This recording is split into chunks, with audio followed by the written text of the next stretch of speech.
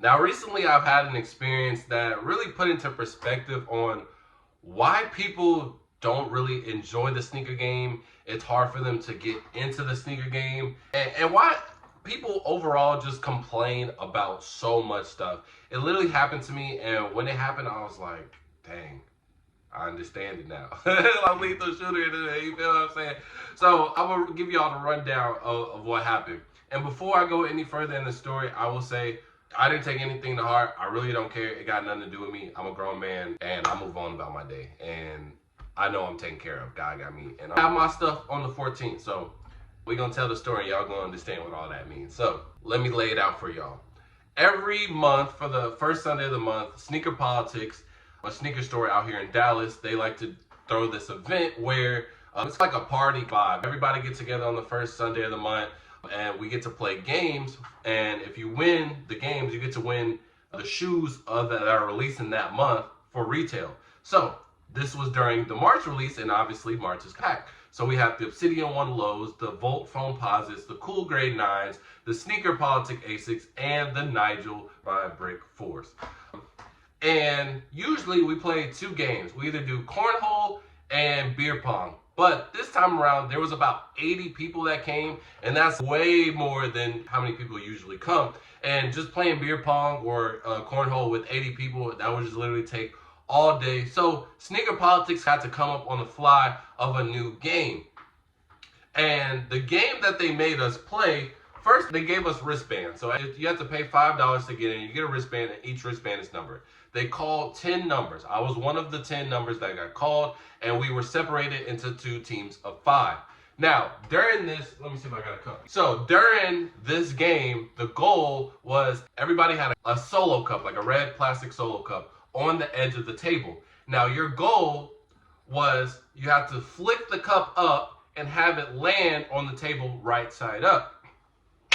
However, this was a relay race. So the first person had to successfully flip their cup up, and then once they did it, the next person can go.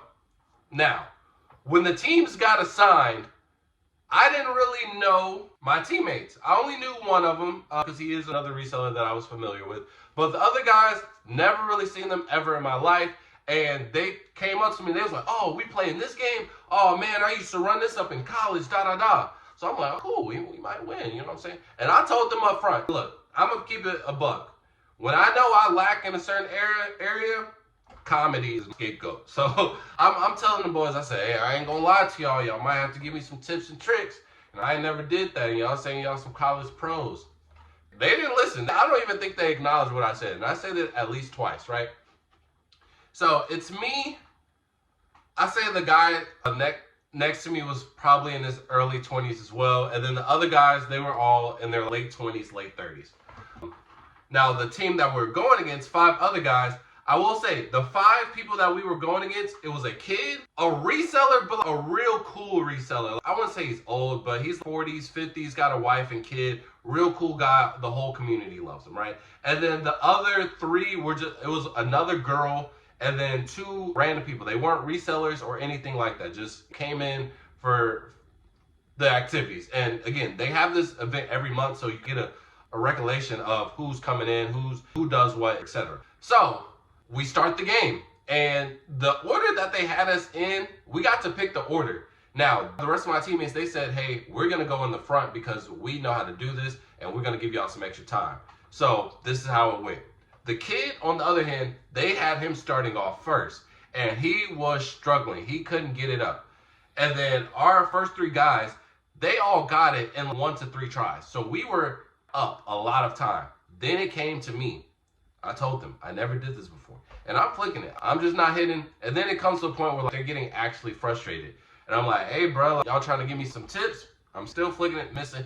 And now it's getting to the point where at first it was just like, all right bro, like, come on, to the point where it's like now people are getting genuinely agitated, and they're like, actually yelling at me, getting extremely mad at me, like in my ear, like, come on bro, what the fuck you got going on, da da da, just yelling in my ear. All right bro, like, chill. But again, not a sore loser, and I'm trying to get the Nigels. Oh, this was also a thing.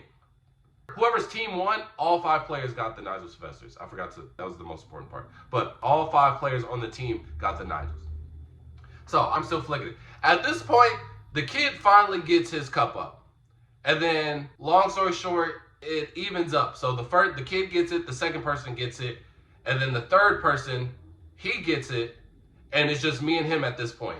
Now, I finally flick it up, and now it's on to the last guy. And so their second to last person and their last person still has to get it. And then, mind you, everybody was just grilling me. When it came to the last guy, nothing was said. Everybody was just watching in awe. And again, all the announcers, they're poking fun of me like, oh man, it's the Cavs 3-1, da-da-da, this and that. And then we finally lose.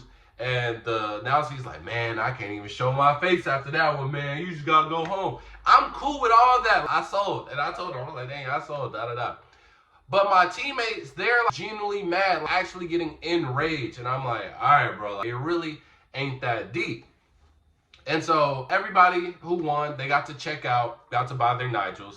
And then I just go to the side of the store, and the guy that was the real cool reseller that I said, I don't even know if he's a reseller. He just be there. He just be getting all the pairs. He cool people. I don't know. But the guy that I was matched up against, he saw me on the side. And before, we had some banter too, because me and him, we already know each other. And before we started, he was like, it's just me and you. Just throwing some fun, some lighthearted jabs, da-da-da, like just friendly competition. Then he comes up to me, he's like, man, I really appreciate you for securing my Jordans. And he dapped me up, and I dapped him right back. Because I'm like, this is cool. I'm cool with this type of, I'm saying, trash talking. Like, and I'm glad to see my dog win them. You feel what I'm saying? Like, it's a pair of shoes, bro. I done missed out on a pair of shoes before. And then I was like, man, I just couldn't flip the cup, man. I was like, and my teammates, they just wasn't encouraging me. He was like, bro, he was like, I wouldn't even been able to do it for real. He was like, they were just doing too much. And there were multiple people that came up after me. It was a mix of, dang, bro, what happened? And then the others, bro, was kind of tweaking out this and that. And so, and crazy enough, because karma did not help whatsoever, the guy who was doing it the most, he ended up winning on a separate game later in that day. And he ended up winning. But when he won, like, he just yells at the whole store, man, I deserve this, man, da-da-da, because they hold me on my pair. It doesn't actually matter. I'm like, all right, bro, relax. Like, it ain't never that deep, bro. Never that deep. And you guys might be thinking, like, bro, he doesn't get his Nigels. I don't get my Nigels either for retail. So now I got to rely on raffles, and potentially it's not going to be any first comes, but I got to depend on raffles that I may not hit or go pay resale. But I was cool with that to begin with. You dig what I'm saying? I get my fair share. I win some, I lose some. It's a part of the game. But some people, they don't take losing so well, bro. And so I say all this to say, because I can only imagine if me and the little kid switched teams. Because essentially me and him were the same persons when it came to the team. We both sold our team. We couldn't get the cup up. Boom. And we wasted a lot of time. The only thing was, his teammates were encouraging. They didn't really care that much. I don't even think they said anything for real. Compared to my team, I got grown men just yelling at me. So I can only imagine what would happen if the tables were turned. That kid probably would never want to deal with a sneaker release ever in his life again. And you guys might be thinking, oh, well, they would just probably switch it up because it's a kid. No, I've been in multiple sneaker releases. I've been in multiple sneaker events. This thing don't got no age limit, bro. If you're there, you with the grown-ups. You at the grown-up table. If you in line, if you getting a men's size, you with the men. It's simple as that. Even at a certain point of reselling, even if you getting the grade school size, you still with the men.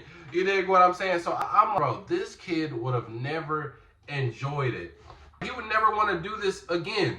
Because the thing with me, my first sneaker release line, it was the Carmine 6s. And everybody there and that was in line, they let me cut them because I was the only one getting grade school. Everybody else was getting men's. They was like, hey man, little homie, this your first release? Oh man, you getting a size 6? Oh, none of us wear a size 6. Go ahead and get in the front. I thought that was the best thing ever. I felt like so acknowledged. I have never been to a release. I've never seen that same thing in any release that I've ever been to after that. I swear to God on everything I love. I've never seen that ever, bro. So all this selfishness, and again, everybody, but you're a reseller, bro. I understand that. I will say, it's to a degree, bro. Bro, there is money to be made, but selfishness like that, people go out their way to be selfish, bro. With no, only for themselves too. At least resellers, they're making money. You dig what I'm saying? And again, I'm not gonna fully justify reselling because it does get to a point where it gets out of control, but at the end of the day, it's a market. You can't stop that. You have to literally change life itself to change that. I'm not gonna lie to you. But the fact that people will go these lengths just to secure their pair and not care about anything else, that's why when people say, oh man, I don't want to be caught up in a first come first serve release, because then you got a guy wilding out because he didn't get his pair, and it's like, bro, everybody's gonna get a pair. I've had multiple releases where this dude crashes out in the line and the employee literally says there are enough pairs and some for everybody in this line. So why are you crashing out? Some people don't want to be a part of that, and I completely understand. I don't want to be a part of it, but I got money to make, so I'm gonna be a part of it. You dig what I'm saying? And there's just so many instances where it's just this unnecessary selfishness when it comes to just sneakerheads in general. It don't even be resellers most of the time, to be quite honest with you, because the thing is, with resellers, we low-key gotta be discreet, because y'all treat us like we a witch in the Salem witch trials. That's what y'all treat us like, so sometimes we gotta be really discreet, or we're connected with the store, so we can't cause no problems regardless. So majority of the times, it be just the regular folks. Real talk, I'm gonna be honest with y'all. And another thing, because I saw a really great point. It was this guy, he bought the unions and he won, and he everybody was like, it was like a thread on Twitter, and they were like, did you win or lose? And he posts his in his thread, and he's like, I won him, I got him, but I didn't even want him for real. And then everybody was like, well, what was the point of posting this? Or what was the point of even buying them to begin with?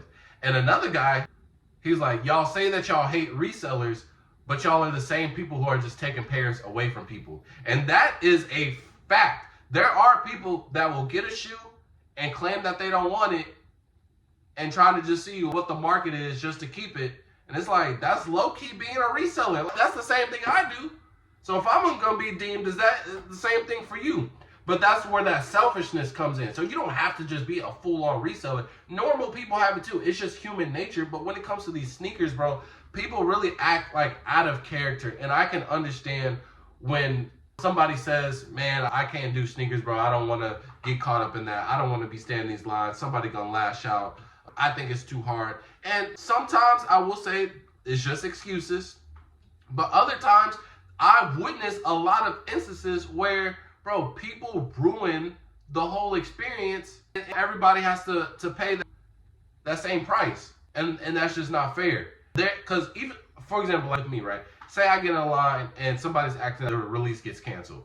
There's probably a family behind me that this was their only outlet or their last chance to get a pair for retail. Versus me, where I can go to like 2 to 3 different stores and still get a pair and be fine. So it's like, now I feel bad for that family. Now, and a lot of people are going to say, well, would you give your extra pairs to them? No.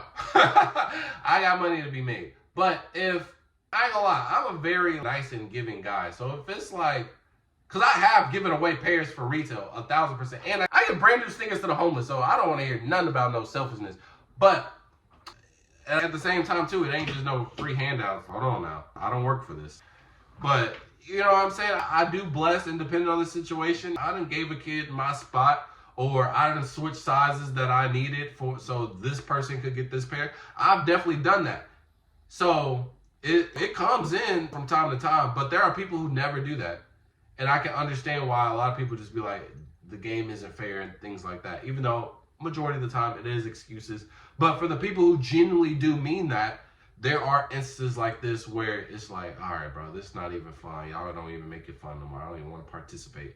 And then it's not like you can just buy them, because I'm not going to keep on paying $500-$600 every release that I miss out on just because I can't stand in line because y'all don't know how to act or y'all too selfish. You know what I'm saying? So I don't know. This experience kind of made me like, and also there were some of them, they found my YouTube and commented like, dang, because I made a video about the Nigels. They were like, dang, we could have had them for retail if you would have just flipped the cup. Bro, you think I did it on purpose, bro? I wanted them for retail too. So it's like, bro, y'all literally go all these lengths to make me feel bad because you didn't get the shoe. How selfish do you have to be? And again, like I said in the beginning of the video, I don't care. I didn't feel no type of way. I know God got me, and I know I'm going to get my pair of Nigel 4s, and I'm going to put an unboxing video just for y'all, and I hope y'all enjoy it. And so with that being said, 4 out, peace.